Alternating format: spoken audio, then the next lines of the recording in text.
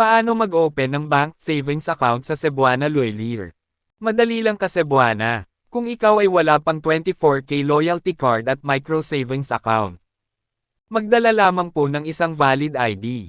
100 pesos para po sa application ng 24K debit card.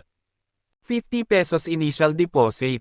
Mag-fill out ng application form, active mobile number is required. Kung ikaw naman ay mayroon ng 24K loyalty card at wala pang micro savings account. Magdala lamang po ng isang valid ID.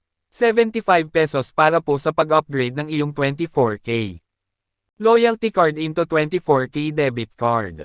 50 pesos initial deposit. Mag-fill out ng application form. Active mobile number is required. At kung ikaw naman ay mayroon ng 24K loyalty card at micro savings account. Magdala lamang po ng isang valid ID. 100 pesos para po sa pag-upgrade ng iyong 24K loyalty card into 24K debit card. Mag-fill out ng application form. Active mobile number is required. Saan pwedeng mag-deposit? Any branch ng Cebuana Loyalier. Saan pwede mag-withdraw? Any branch ng Cebuana Loyalier no service charge.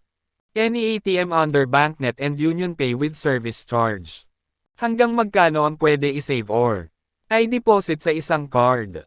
Up to 50,000 pesos with no maintainang balance.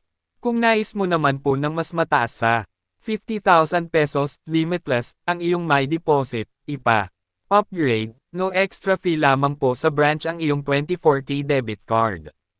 Ngunit ito po ay magkakaroon na ng 1,000 pesos maintainang balance. For other info and/or queries, visit the branch near you.